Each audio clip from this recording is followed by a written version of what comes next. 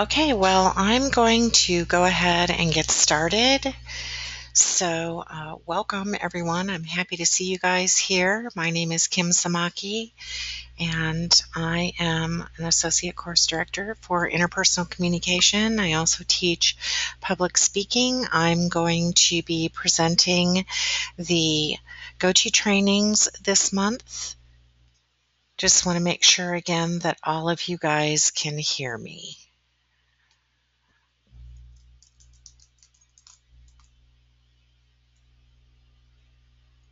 Okay, perfect.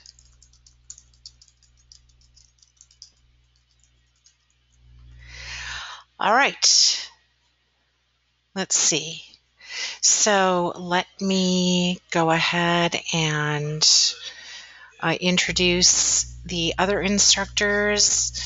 JP Trask is on the chat board. He will be managing that part for us, and Melissa Looney is also there. She just was going to record for us, but she's having some problems hearing me speak, so go-to training has a mind of its own. So anyway, JP is definitely there, and he can monitor that chat board because, as you guys know, if you've been in go-to training before, it can move super fast.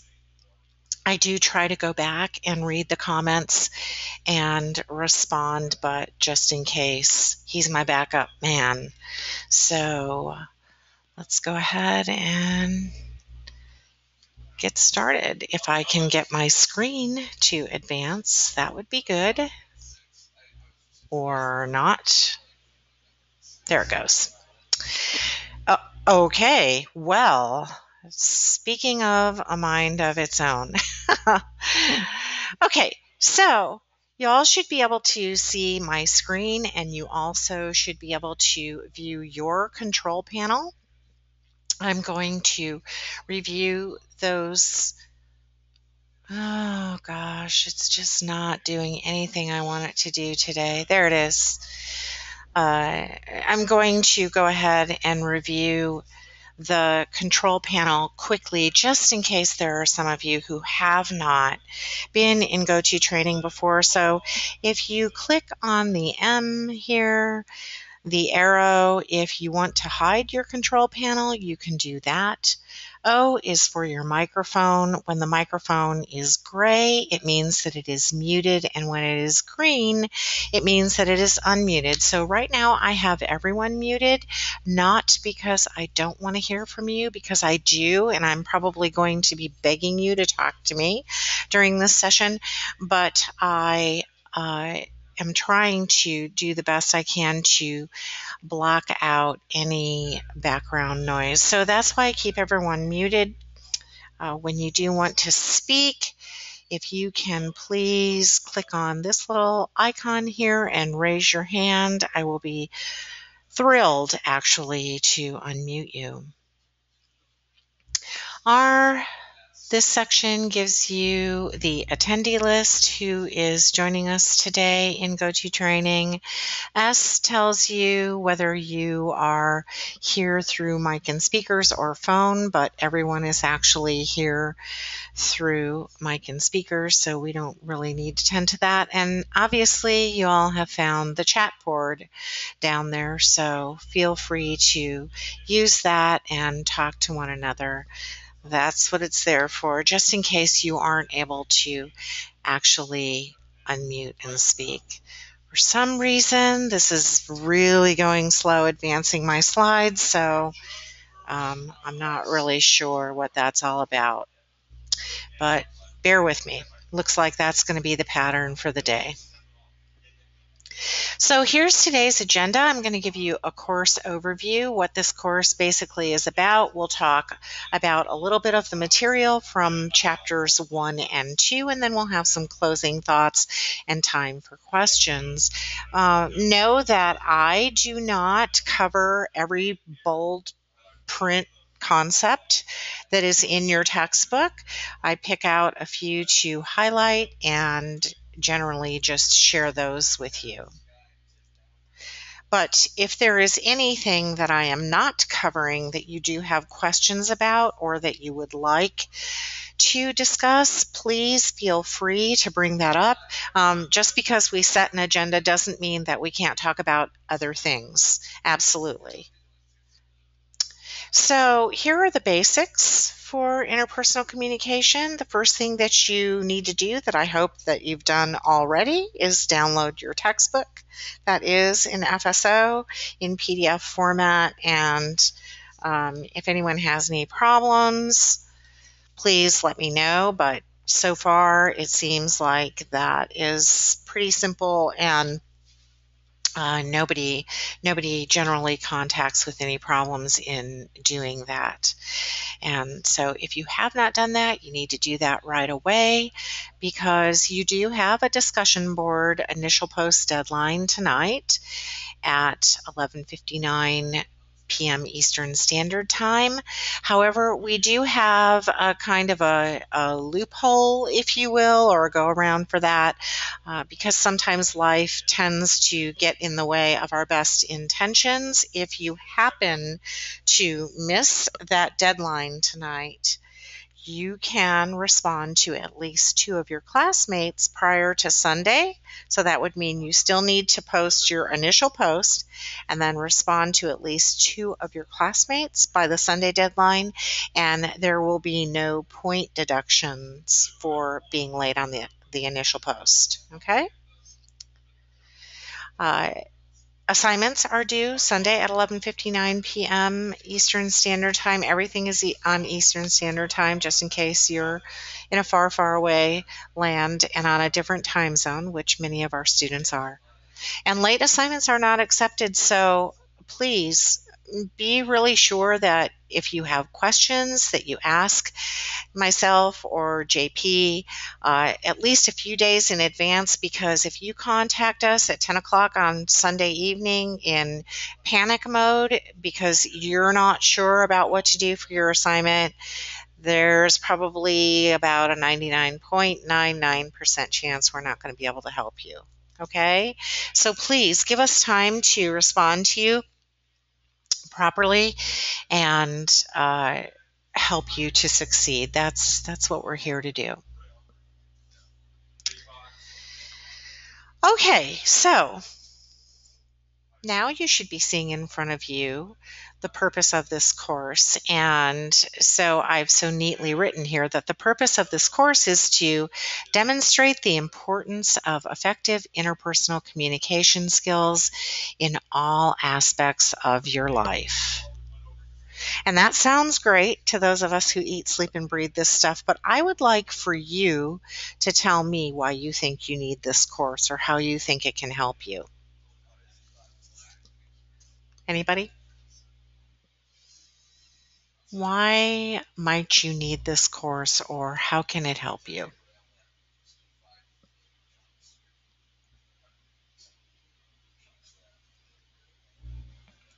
And I'm just going to sit here for a second because I can't tell when someone's typing on the chat board. I wish it showed me, but it doesn't. Carter, you said to understand people. Absolutely. That is a great reason that people need a course in interpersonal communication. And I'm hoping that by the end of the month, it will help you to understand yourself and other people a lot better. Anybody else? Any other reason that you might need this course?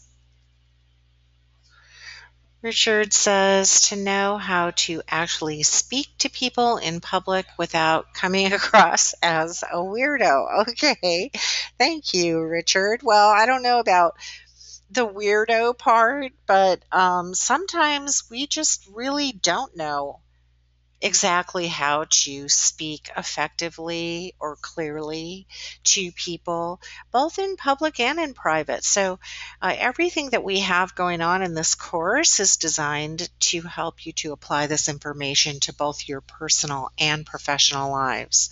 So hopefully you'll keep that in mind as you're working through the discussions and the assignments.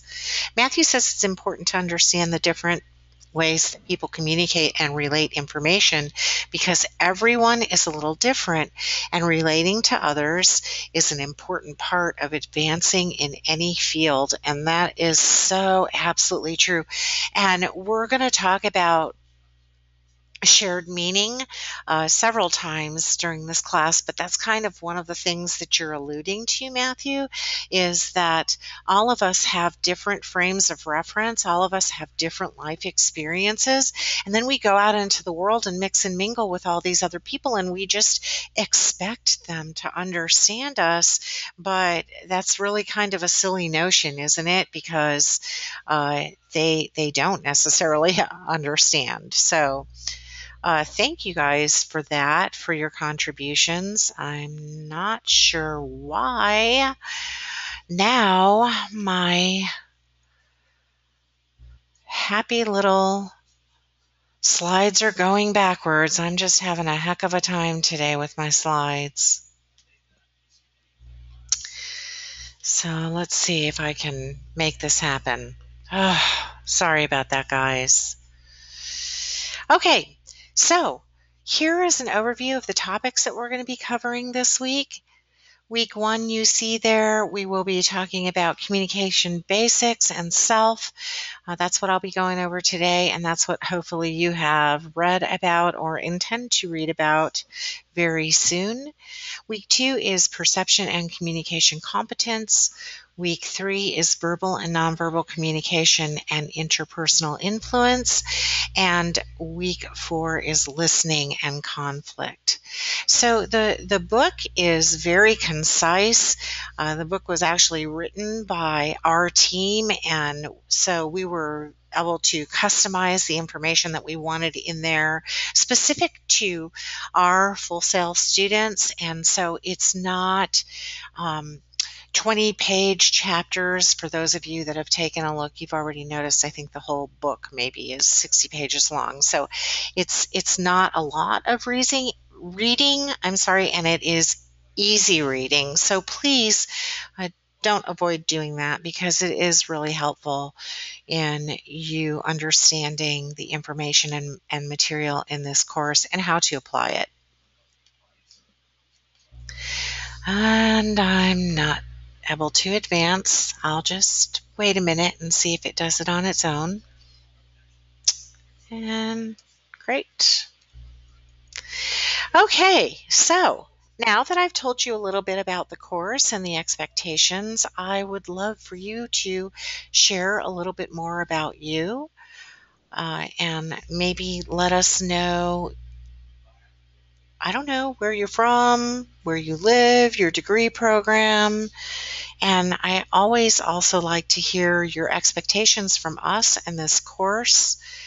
Feel free to raise your hand or type in the chat box, what's ever more convenient for you.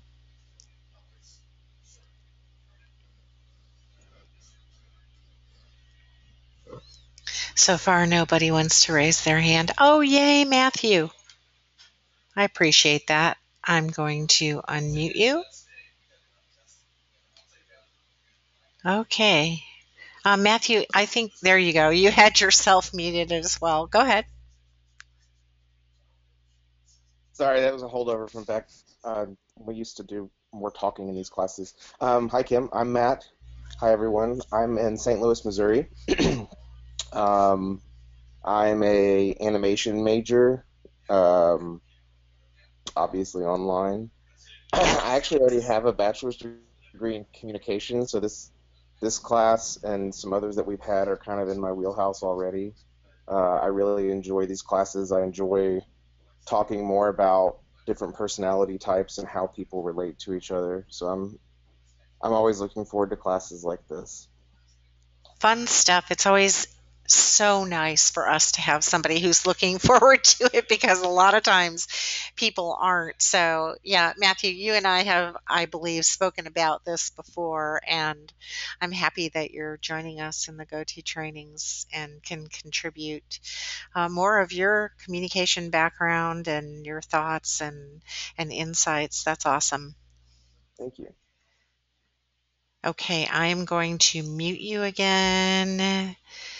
And let's see, I have Richard on the chat board saying he is in game development and he is a campus student and lives in Eustis, Florida, originally from Kentucky. Thank you. So thank you, Matthew, and thank you, Richard. And Carter, you are from Orange Park, Florida, and you are a game design major. And I'm assuming then, Carter, you are also a campus student? Oh, you are online. Okay. I don't know why I'm thinking Orange Park is close. Is it or no? Oh, because game design is online only. Okay. Okay, thank you. There are so many things named Orange in Florida. I guess I just assume that it's the one that's close to me. Jason, you are a campus student in game development program. Okay. Thank you. Welcome. Do any of you have any certain expectations, what you would like to get from this course, or anything in particular that you're expecting or would like from us as instructors? I encourage you to share that as well.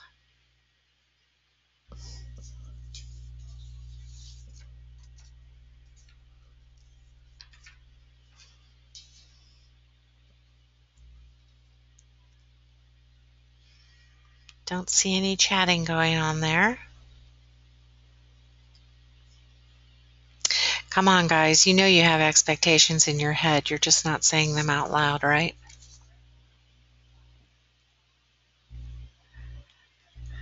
And my slides are going backwards again. I wish I had a solution for you guys, but I don't know why it's doing this at all. Because,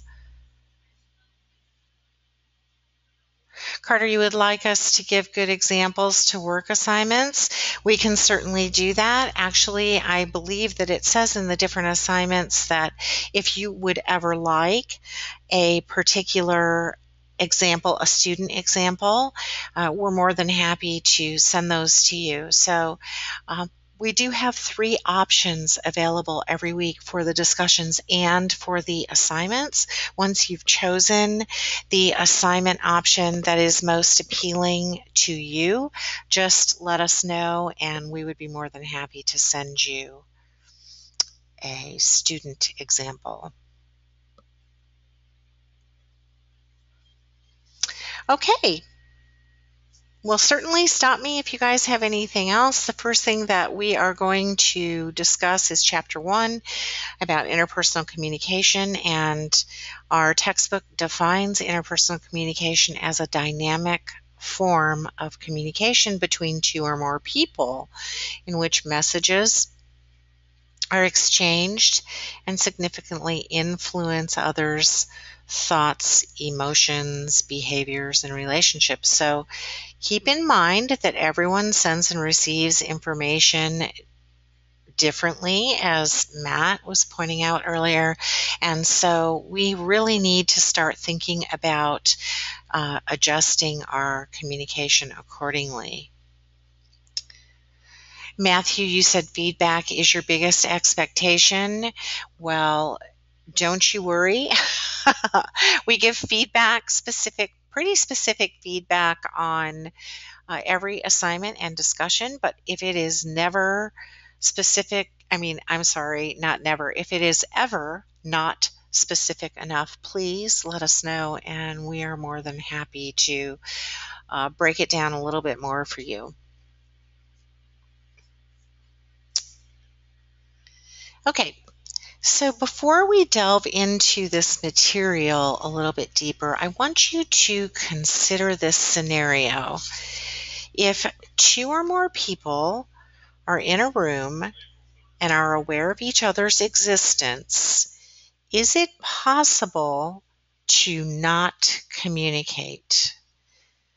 So if 2 or more people are in a room and aware of each other's presence, is it possible for them to not communicate? Yes or no? And submit and let us know.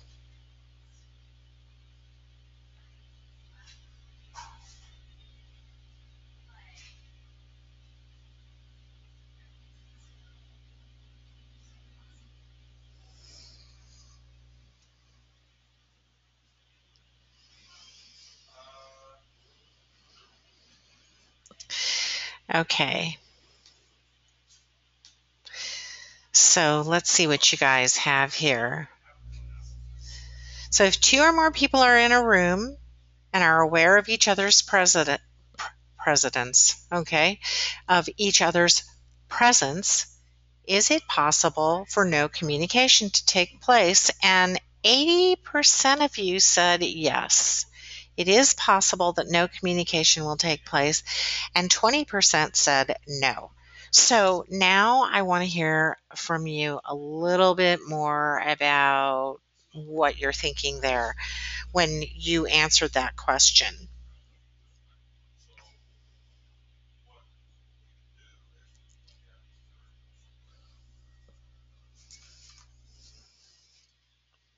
Okay, Matthew, I'm unmuting you. Go ahead, Matt. I voted no because I think that even if people aren't talking to each other necessarily, you've always got body language, and if you're aware that other people are in the room and your intent is to not talk to them, then that's communicating an intent of not wanting to talk. So that's still communicating. Absolutely.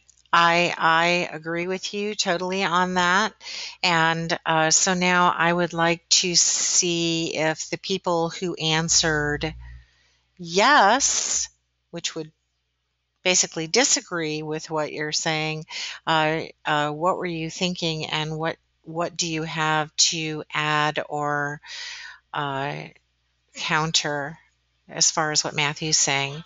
Richard said, I'm sitting in a room with a lot of people. I am not communicating with most of them.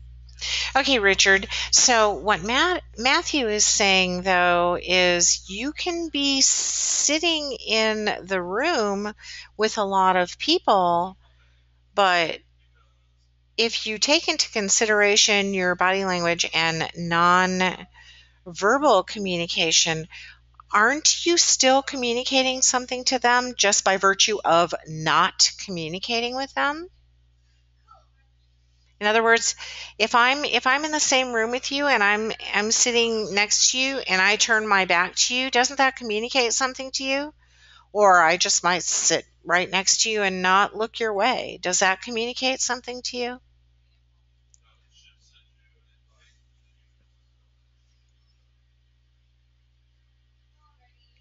Okay, so you think that you have to be previously talking. All right. So let's look at let's consider this. You and I don't know each other. We walk into a room and we both sit down. Let's think about a doctor's office. This happens all the time, right? I walk in the doctor's office, you're already in there sitting down. I sit down. Generally, I'm going to leave a space between you and I, if at all possible, right? And not sit in the chair right next to you. Are you saying I haven't communicated anything to you at all? I don't know you. Never saw you before, but I'm in the doctor's office and I come in and I sit down. I say nothing. Maybe I get out my phone like these people in this picture, start messing around on there. Anything? Richard, you said yes. I would say you've not communicated anything with me. Or possibly I could have communicated to you that because I'm not saying anything and because I'm sitting two chairs away, and because I got out my phone and I'm looking at that and messing with that, I'm communicating to you that I don't even want to open the possibility of talking with you or communicating with you, right? So I might be communicating, I want to be left alone without ever saying a word and without knowing you. Agree or disagree? What do you guys think? You feel like we're just arguing semantics? Matthew says, does someone have to have received the message for it to be considered communication? Well, that's a really good question, Matthew. I do think that you have to receive some kind of message, but that's what I'm kind of trying to put out there is, isn't this a form of receiving a message? Even consider this. I can walk in the room and sit down in the chair and you just look at me and you're evaluating based on your frame of reference and your past experiences, my haircut, the color, the clothing that I decided to wear that day, any of those things. And all of those things are communicating something to you, right? If you see me visually, you're receiving a message from me just by virtue of my physical appearance. So we're going to talk about these things a lot more in depth throughout the month, and actually verbal and nonverbal isn't until week 3, but next week we're going to be talking about perception. So we're always going to come back to all of this. It's just points for us to ponder and think about and start thinking about now, and then carry on thinking about them throughout our lives, really, because we're confronted with this stuff every day. So Richard said, good point. If we aren't paying attention to one another in the same room, are we communicating? I don't know. That's something for you guys to decide for yourselves. For me personally, the minute that another human being enters my space and I can see them, they've communicated something to me, because I do have the sense of sight and smell and taste and touch and all those things, and I can see them. So I'm already making an evaluation of that person that I see, which communicates something to me. Matthew said, if you're sitting by yourself, headphones on, absorbed in your laptop, you're not being an active communicator, because you may just as well be there completely alone. But the moment you look up and even observe the room, then you become a part of the communication. And I would absolutely agree with that. Um, and you may not be an active communicator, but you're still communicating at some level. And then once you look up and start making these observations, it's just the level of communication that is changing, or the level that you're becoming, how much you're becoming a part of it. So really good discussion and food for thought. And I thank you guys for sharing that. Matthew said, right, you're communicating in the room. Leave me alone, I'm busy. Yes, quite possibly.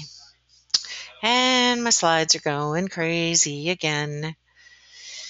So it's frustrating, and I apologize. It's now they're really doing what they want.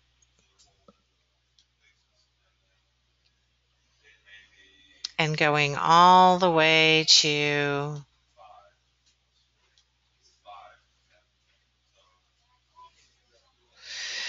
oh gosh, guys.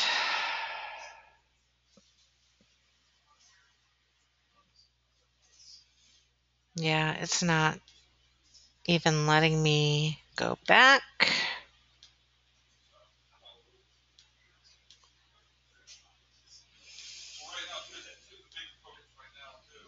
Hang on, bear with me.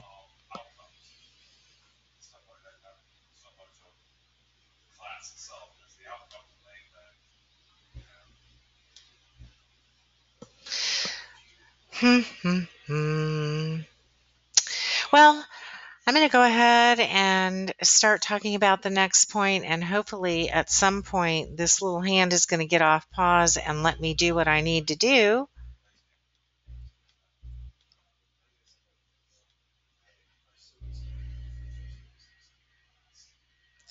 So, all right. So the next thing we're going to talk about is how easy is communication, because it seems like it should be really easy, an easy thing to do.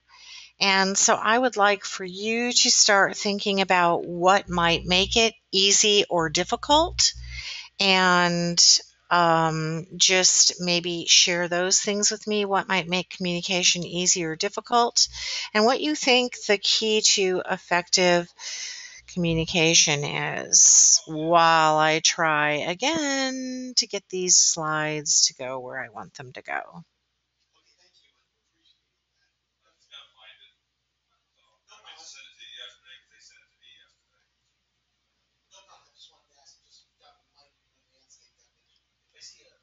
Is communication easy or difficult?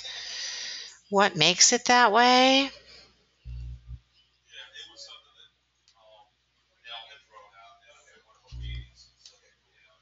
Oh my goodness, this is just really frustrating me.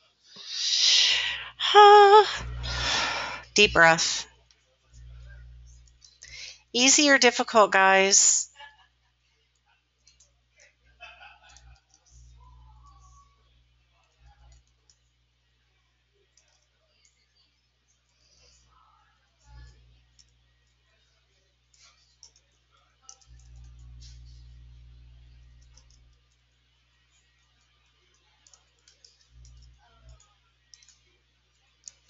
Matthew says it's both.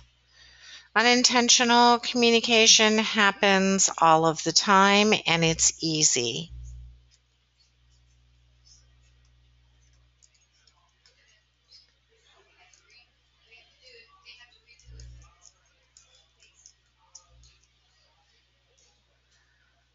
Purposeful communication is harder.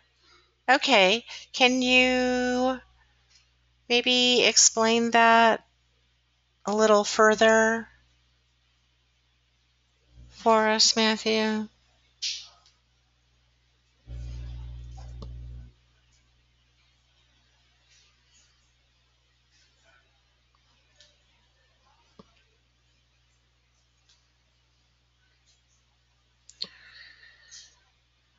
I'm going to add another link here for you because for some reason it's not showing up.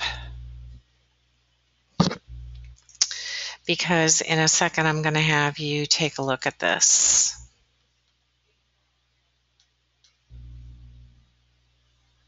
There it is.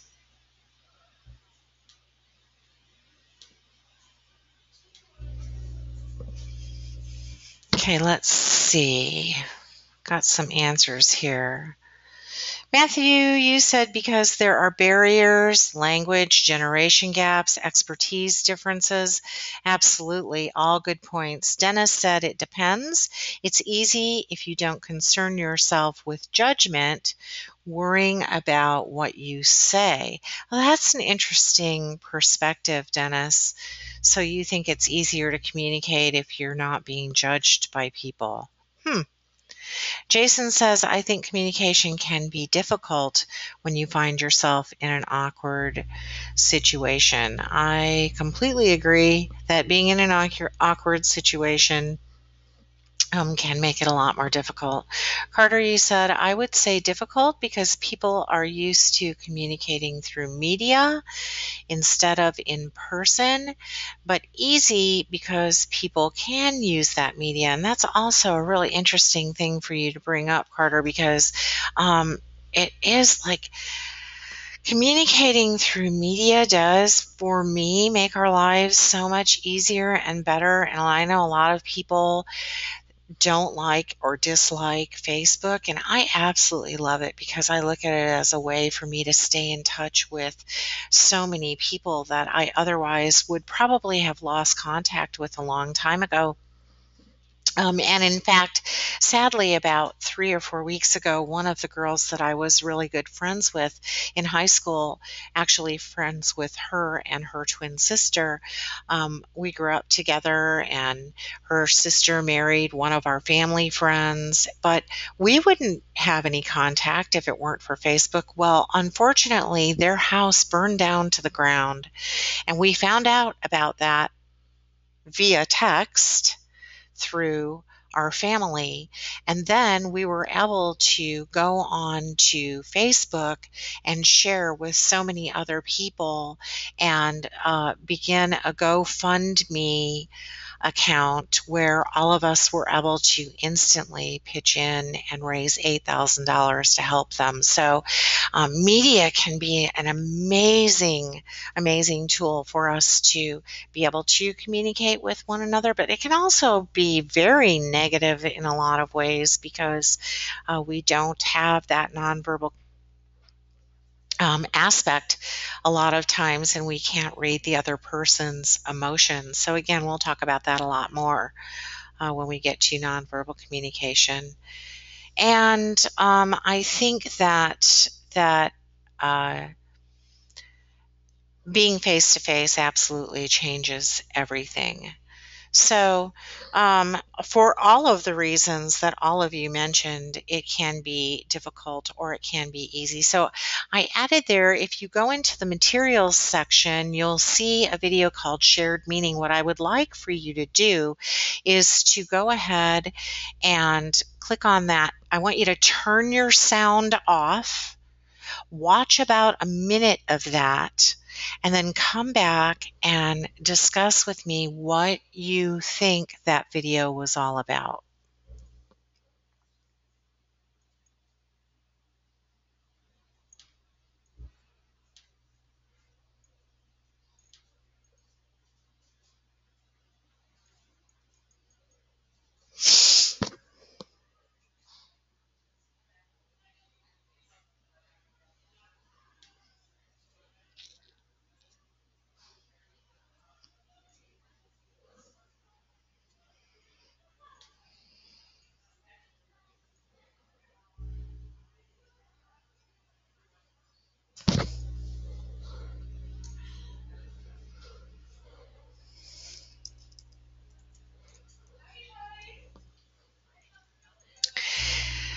Okay, well, I guess that is not working along with my slides today, so that stinks. It didn't take me there either. I tried to copy it into the chat box there for you guys. Oh, I see why. Hang on a second.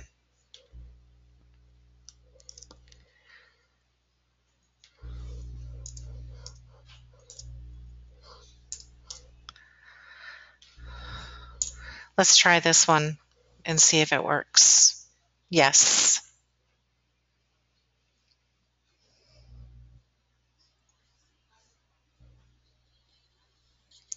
Be sure to turn your volume off, please.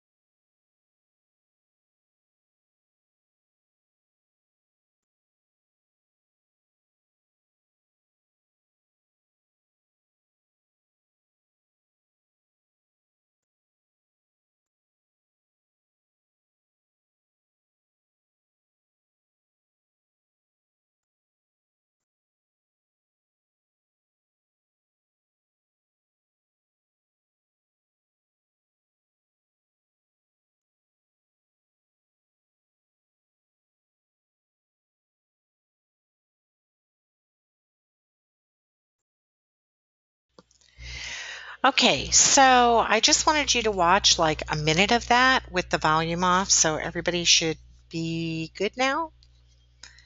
Come on back and we can have a little discussion about that. What I'd like to know is, if you don't know, sign language is, what did you understand from that video? Volume off, you're watching these two young ladies and they're moving their hands all around. And of course, there are some universal signs like twirling your finger up next to your head, which means that you're crazy. But did anybody understand anything else in that video?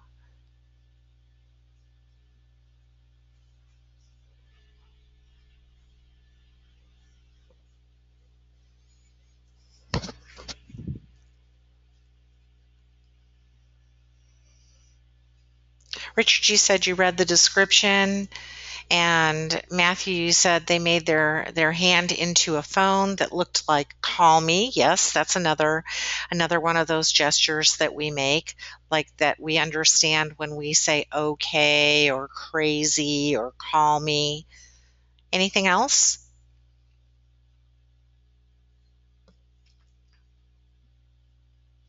Yes, it is the American Sign Language version or interpretation of the song Call Me Maybe. Um, but if you don't know that song, and you don't know sign language, then it's really difficult to understand what they're saying. Matthew, you said they seemed really happy about whatever they were doing.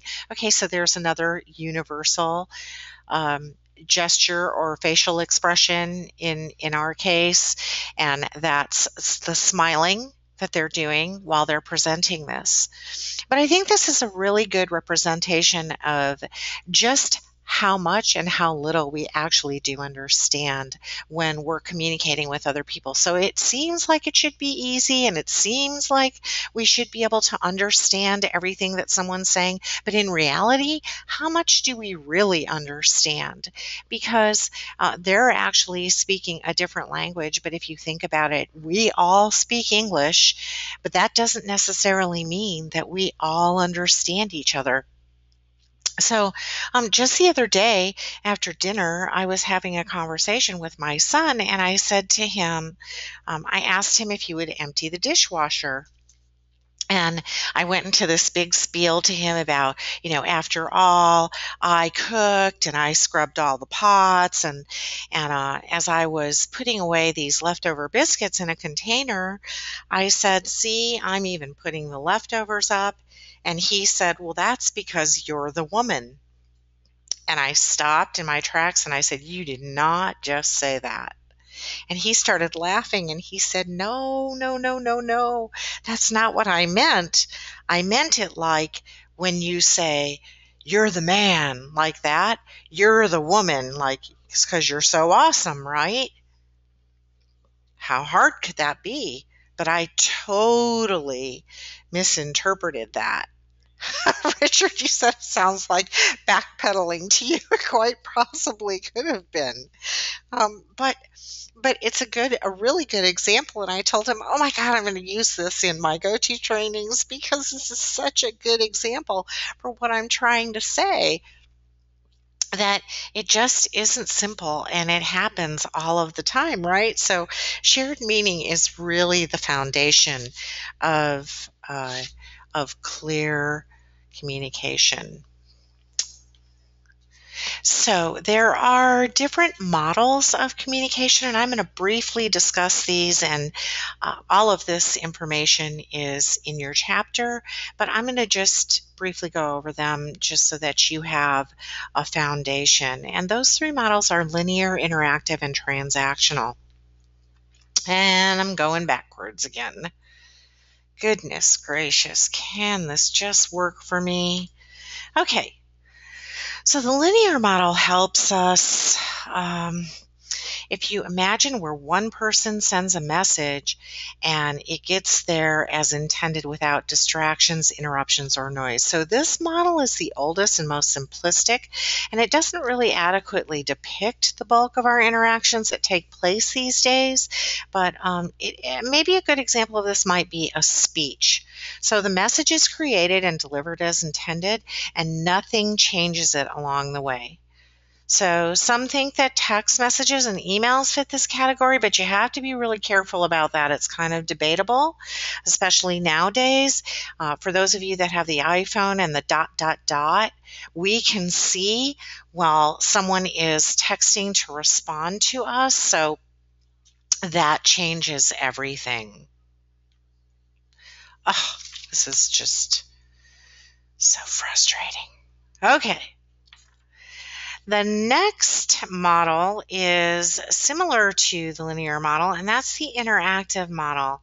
This has a sender, receiver, channel, and noise, but it adds the components of fields of experience. So the participants that are involved, their attitudes, beliefs, and behaviors play a role in this model, and the feedback or responses that they give also play a role. So imagine two players, the sender and the receiver, and they're both sending and receiving messages based on the feedback that they're receiving from one another. So all of their experiences really impact the messages, right, that they're sending and receiving. And finally, we have the transactional model. And how is that different? Well, the idea behind the transactional model is that each player has an equal role sending and receiving simultaneously and collaboratively. So the message is impacted along the way. So if you think of two people dancing the tango, like you see in the picture here, each movement of one person directly impacts the movement of the other person. And then that directly impacts the dance as a whole. Okay?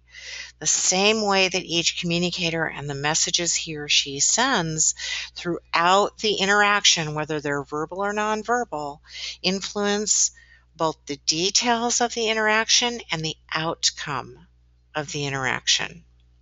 So that's kind of a lot of information, but you can go back and read over it, of course, in your text. But just understand that communication is multidirectional and that it's really evolved, especially with the expansion and the growth of technology, as Carter was mentioning earlier. And finally, the last thing that we delve into are the ways that interpersonal communication impacts our close personal, online, professional, and romantic relationships in this course. So we try to take all of that into consideration. We want you to be able to look at this information and think about how it impacts these different relationships and use that to your advantage and help other people change the way that they communicate so that everyone is doing so more effectively. So we will also always come back to the fact that communication changes as a result of the situation, the relationship, and the culture. So think about the relational context when you're communicating. When you think about what you're going to say to people, does it change according to your relationship with them? In other words, do you deliver your message in the same way to family members, friends, your significant other, your coworker? I know that I do.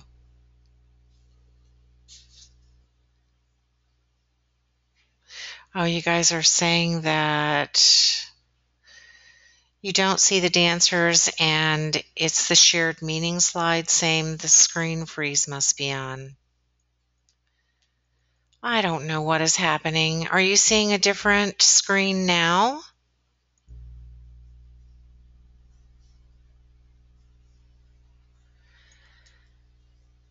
Oh, gosh.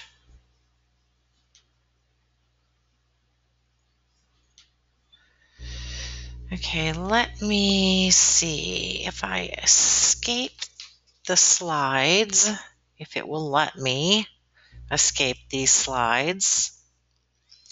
Okay, what are you guys seeing now? Is anything changing?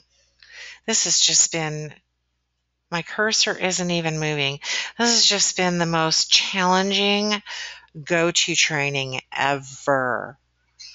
I don't even understand why this is happening. And I apologize. I wish there's something I could do about it. Okay, are you seeing anything different now?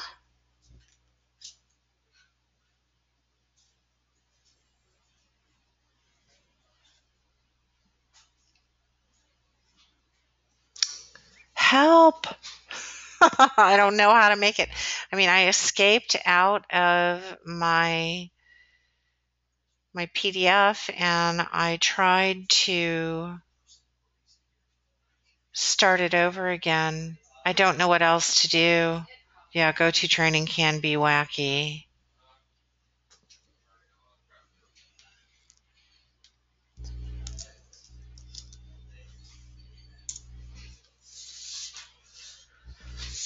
I'm so sorry, you guys.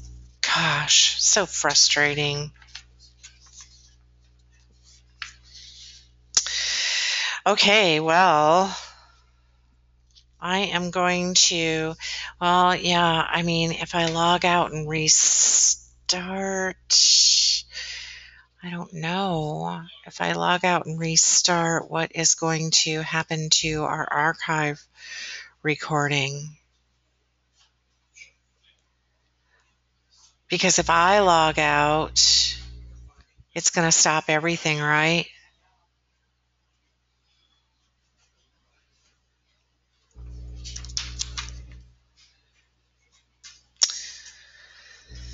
Well, hang on here. Maybe JP is going to be able to save me. I don't know what's happening.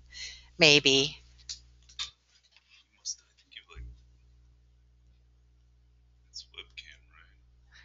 No, I'm not on webcam. Stop showing your screen.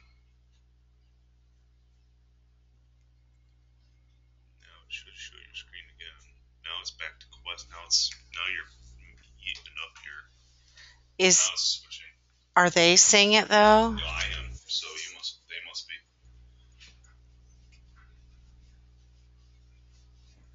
Okay, they're saying, are you guys seeing anything different? Because JP said it's changing for him now. Yes, I can post the slides on FSO. Yes, the mouse is moving. Okay, cool. And you're seeing the relationship slide? Thank you, JP. You're seeing ... Dennis? God. This is going to be like the longest go-to training in history because the stupid slides. I mean, it's just been a nightmare all day.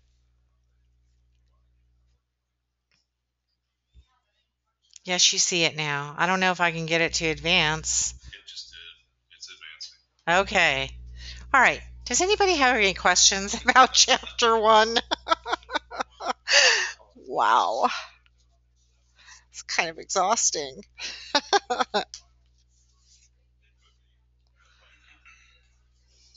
No questions? Let's talk about self. How about that? You might be wondering what self has to do with anything, but actually, self has everything to do with everything because you have to start with yourself to understand everyone else, right? So, what do you think has influenced and shaped yourself? That's the first thing for you to consider. Anybody want to share?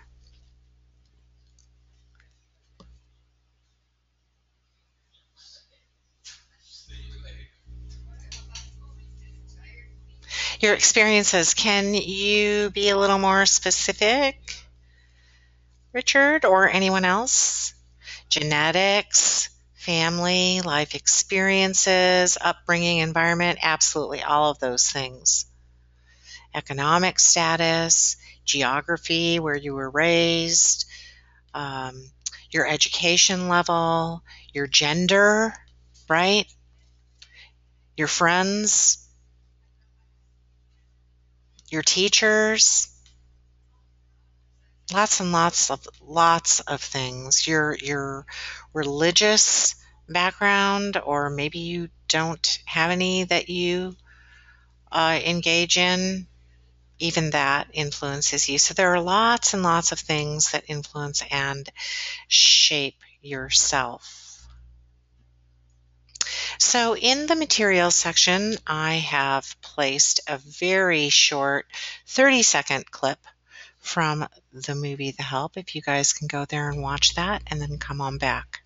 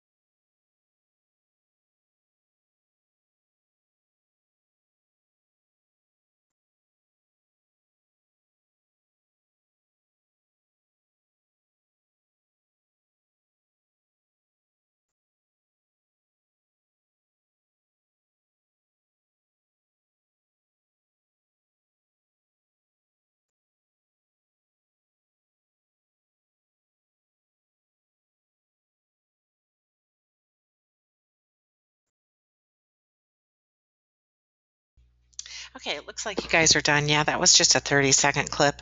Some of you have probably seen this movie, but I thought this was really an excellent representative, even though it's only 30 seconds long, because in the movie, this little girl's mother really doesn't act like she has much time to be bothered with her at all.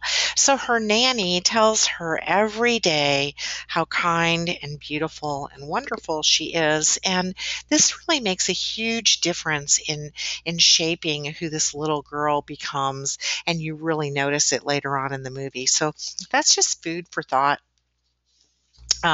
What happens to us as a result of the way that other people communicate with us. And my slides aren't advancing again. Ha, yes, 3 in a row. Thank you for that. Okay, so the first thing is self-concept that we're going to talk about, and this is really just an overall sense of who we are. Who are we, how we see ourselves, and how other people see us. So maybe I see myself as a good teacher, a great friend, a wonderful mother, a horrible cook. Not really, but I'm a pretty decent cook. But the way that other people see me is also involved in our total self-concept. So it's who we are, how we see ourselves, and how other people see us. So according to your beliefs, attitudes, and behaviors that all stem from your experiences in life that we talked about earlier, um, you need to be thinking about your self-concept and how does that influence the way that you communicate with the people around you? How does that change everything that you say and that you do? Okay. And also remember that your perceptions of yourself can be really different than other people's perceptions of you. So, yeah, a lot of times we don't like to think about that, but that absolutely changes everything. Let's see if I can advance. I'm scared. Oh, it's so frustrating. Okay. Self-esteem. Our self-esteem also very much impacts who we are and how we communicate with other people. So if you think about your self-esteem, and we all know what that is the way that we feel about ourselves. So maybe the value that we place on ourselves. So you probably have friends or acquaintances or maybe relatives that you know who perhaps have a low self-esteem. How do you think they communicate differently than someone who perhaps has a high self-esteem?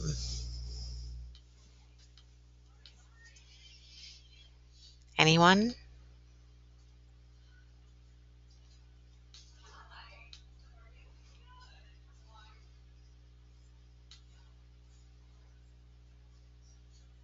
They don't speak with as much confidence? Perhaps, Jason, they might not. Interestingly enough, I had a discussion when my daughter was actually in elementary school, and people were bullying her about her hair being really blonde. That was my daughter, by the way, that was in that video, the one with the platinum blonde hair. She came home in second grade in tears, and she was crying and saying, "Mommy, all the kids in school are calling me Whitehead." And she was really hurt by that, and kids were bullying her, and all of that stuff really upsets me. Anyway, I don't understand why people do those things, but they do, especially kids can be really mean. And I told her from a very early age, a lot of times the kids who are bullies are the ones that don't feel good about themselves. So sometimes the kids who are, or the adults or the people in general who don't speak with much confidence or a lower volume might not have a high self-esteem, but sometimes it could be those who are loud and in your face too, and are bullying people. So Dennis, you said they don't speak highly of themselves, and that could be another thing. So they're always, no matter what you try to say to them, they're like, "Oh yeah," like let's say you tell them, "Oh, you're really great at whatever. You're really a great artist." "Yeah, but I really suck at math." They can't accept a compliment. They're always knocking themselves down. So a lot of times, this stems from social comparison. Now, understand that social comparison is something that we all engage in, and at different times in our lives and at different levels. But we all engage in this process, and that's where we're evaluating ourselves in terms of comparing ourselves to other people. So I know that I've done it a bazillion times in my life. I'm sure that you all have done it. Maybe you guys do it within your actual program. You look at what someone else is creating and say, "Oh, gee, so and so created this. I wish mine could be like that." That's social comparison. So these comparisons inform our personal evaluations of our self-worth, and our self-worth in turn then is the value that we assign to ourselves, or our self-esteem. So as it turns out, our self-esteem really has a huge impact on our ability to effectively communicate, because it can really predict the outcome of our intentions before they ever happen. So those just some things for you to think about, and think about your self-concept and your self-esteem and how those things influence who you are and how you communicate with other people.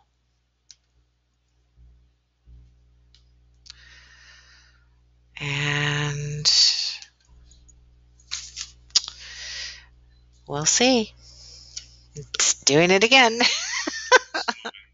Yes, but it moved way too fast.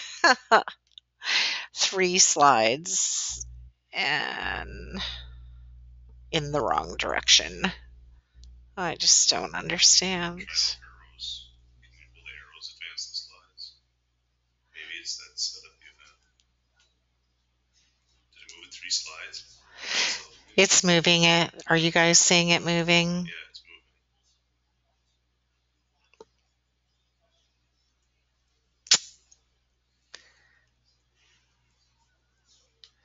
moving. Okay. let's just stay here. Oh, man. Okay. So we also need to think about our self-presentation on a daily basis in an effort to convey to others who we are and how we would like for them to see us. So know that we all have a public and private self based on our face and mask. There is an assignment this week that is based on public and private self, where you will have the opportunity, if you choose this assignment, to discuss your face and mask, just so that you know that. I'm putting that out there. And of course, all of this is in there. But whenever you communicate with other people, you present a public self or a face that you want other people to see and know. So sociologists use the word face to describe the many socially approved images that we construct in order to present ourselves publicly. So some of these faces are constructed very intentionally, and some we build unconsciously.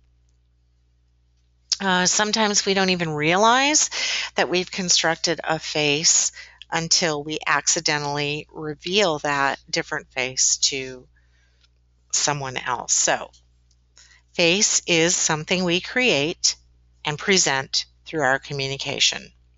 Okay? In other words, I'm going to give you an example now. We might present ourselves as happy or positive or level-headed or together, right? That's a face that we create. And each face is created for different moments in our lives and different relationships. So I have a face as a mother. And then when I come to work, I have a face as a teacher, although some of my coworkers might not see too much of a difference in those two faces because I mother many of them in my surroundings. I have a face as a friend. I have a face as a coworker. Okay, is that making sense to you guys? And then mask is the public self that we create to conceal or veil our private self or face. So a lot of times people think, oh, well, that's wrong, isn't it? Or that's deceitful. We shouldn't have a mask. Well, of course we should. And of course we do, because we don't want everybody in the world to see who we are all the time. I mean, we want to go home and be someone that not everybody else necessarily has some insight into. So masks can be subtle, they can be dramatic. You'll read a whole lot more about that in your text. But my example of this would be as a parent, perhaps I don't want my child to know that I'm upset about something. And I use the example of my daughter, who was always the one who was getting injured when she was little, and I was in the emergency room constantly. And one time she was spinning around in the front room, and we had a set of glass shelves that was a stereo stand, and she crashed into them and split her nose open, and I was beside myself, hysterical, like there was no mask at all. As a parent, perhaps the right thing to do would have been to create a mask where I didn't get like that, and I didn't necessarily show to her how upset or frightened I was, even though I was deep down terrified. Okay, that's what I should have done. It's not what I did do. In fact, she was like 3 years old, and I'm driving her to the emergency room, and I'm crying in the car, and she's patting me with her little hand saying, "It's okay, Mommy, it will heal." It should have been the other way around, right? So this is an example of a time that maybe we would create a mask to mask what we're feeling deep down in order to change the communication that's taking place. So I hope that makes sense to you guys. And the last thing that we're going to talk about today is just another final video. As you can see, I really like these videos. um, called What's Your Sentence? So I want for you to go to the materials section and watch this final clip. Dan Pink, who is a really amazing man, created this video called What's Your Sentence, where these people try to think of a sentence they feel describes who they are and or what they want to be. In other words, their face and mask. So please enjoy this short clip, and as always, let me know when you're back, and we'll talk a little bit about that before our closing thoughts.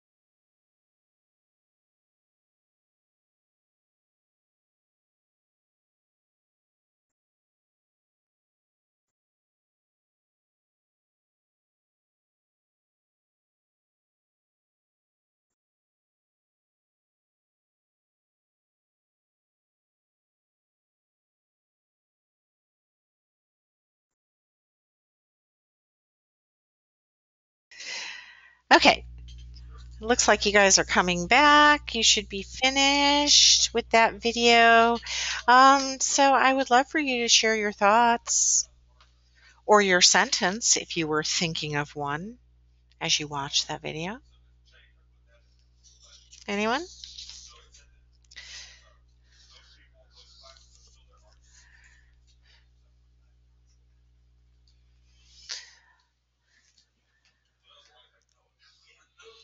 No thoughts about the video?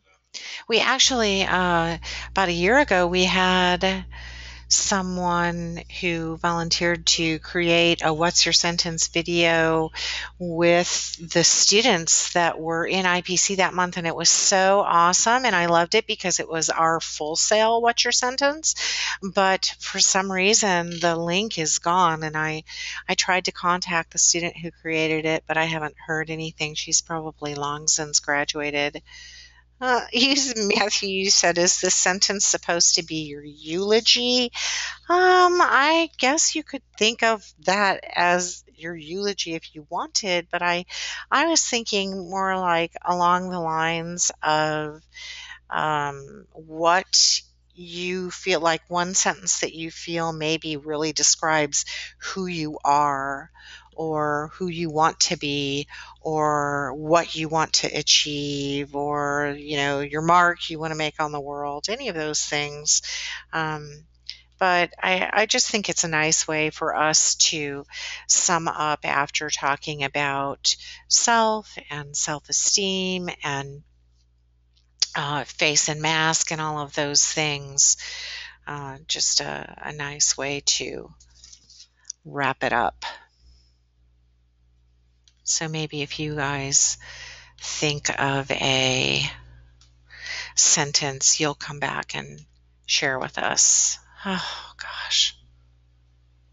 Really?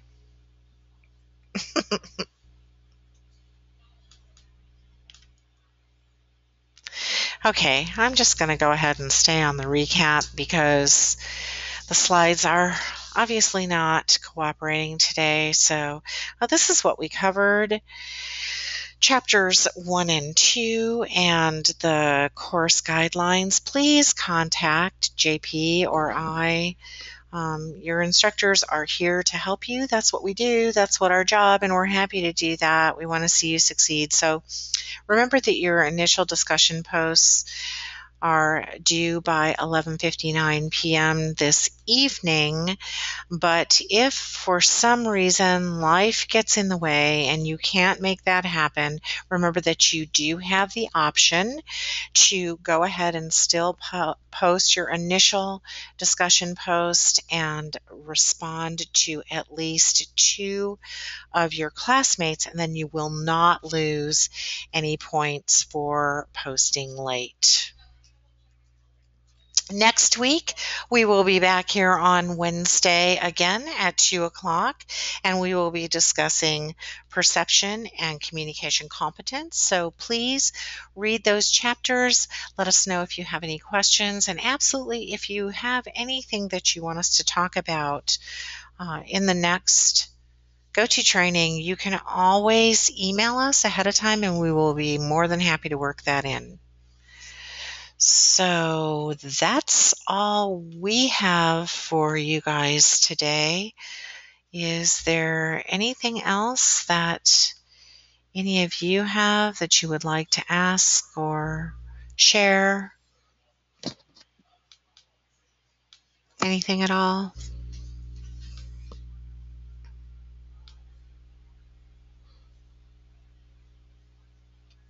Matthew, you said my sentence is, he had so much to say for such a little person. Okay, that's awesome. Carter said he had mental problems, but despite that, he found that the impossible is possible and didn't let anyone tell him otherwise. Wonderful. Gosh, you guys are good. I can't. After all this time I've been doing this, I still don't have my sentence created. So you're an inspiration. Dennis says, I want to help people and in that continue to grow. Awesome. Wonderful, wonderful. Thank you guys for sharing. And thank you for joining us today. We really appreciate that. Matthew said my sentence is gonna be, she never let her slides stop her from being an effective teacher. Thank you, Matthew. That was quite challenging. I was telling JP, after doing hundreds of go-to trainings, I don't think that there's ever been one quite like this. And we still didn't even go an hour and a half. So we made it through. Thank you guys for your patience and for hanging in there with me. And I hope that you'll come back and join us all next week. And if you have any questions, let us know. And we'll see you later, all right? Thanks, guys.